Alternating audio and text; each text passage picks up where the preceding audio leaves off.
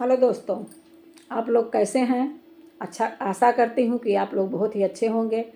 माता जी से प्रार्थना करती हूँ कि आप सभी लोग स्वस्थ रहें, प्रसन्न रहें, खुश रहें और मेरे चैनल को देखते रहें।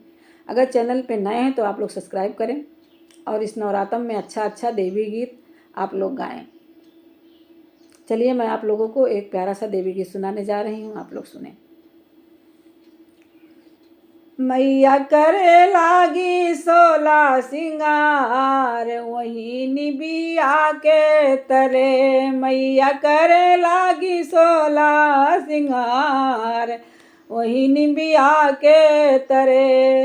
निबिया तरे मैया निबिया तरे, निबिया तले मैया निबिया तरे।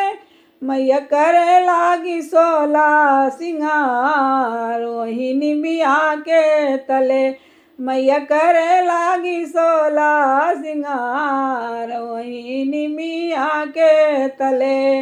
निबिया के तरे आवे ब्रह्मा ब्रह्माणी, निबिया के तरे आवे ब्रह्मा ब्रह्माणी।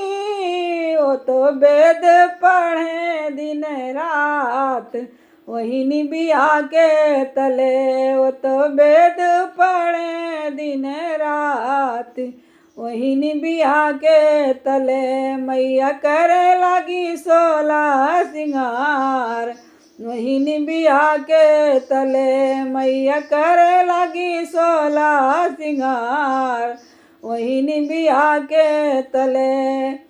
निबिया तले आवे विष्णु लक्ष्मी, निबिया तले आवे विष्णु लक्ष्मी।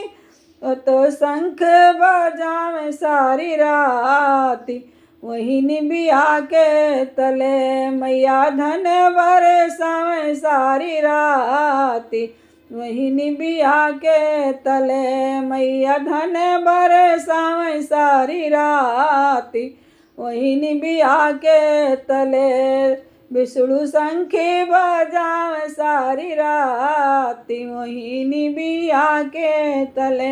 मैया करे लागी सोला सिंगार, वही निबिया के तले। निबिया तले आवे भोले बाबा गौरी माँ, निबिया तले आवे भोले बाबा गौरी माँ। भोले डमरू बजावे सारी रात, वही निबिया के तले। भोले बाबा डमरू बजावे सारी रात, वही निबिया के तले। मैया करे लागी सोला सिंगार, वही निबिया के तले। मैया करे लागी सोला सिंगार, वही निबिया के तले। निबिया तले आवे राम सीता, निबिया तले आवे राम सीता।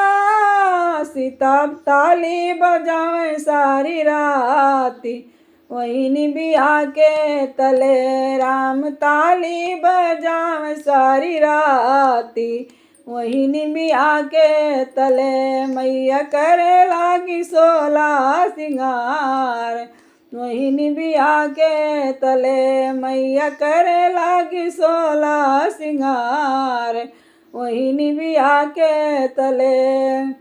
निबिया तले आवे राधा कृष्ण जी, निबिया तले आवे राधा कृष्ण जी। निबिया तले आवे राधा कृष्ण जी। वो तो बंसी बजावे सारी रात, वही निबिया के तले। वह तो बंसी बजावे सारी रात, वही निबिया के तले। कान्हा बंसी बजावे सारी रात, वही निबिया के तले। मैया करे लगी सोला सिंगार, वही निबिया के तले। मैया करे लगी सोला सिंगार, वही निबिया के तले।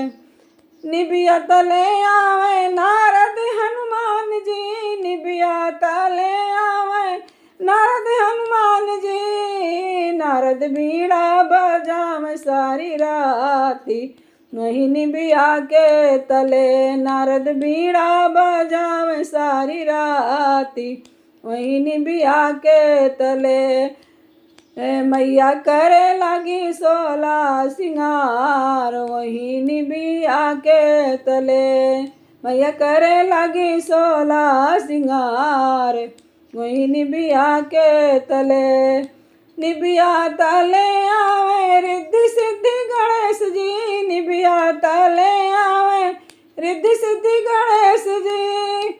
ओ तो हाथ जोड़े भय ठाड़। वही निबिया के तले हाथ जोड़े खड़े सारी राती। वही निबिया के तले हाथ जोड़े खड़े सारी राती। वही निबिया के तले मैया करे लगी 16 सिंगार। वही निबिया के तले मैया करे लगी 16 सिंगार।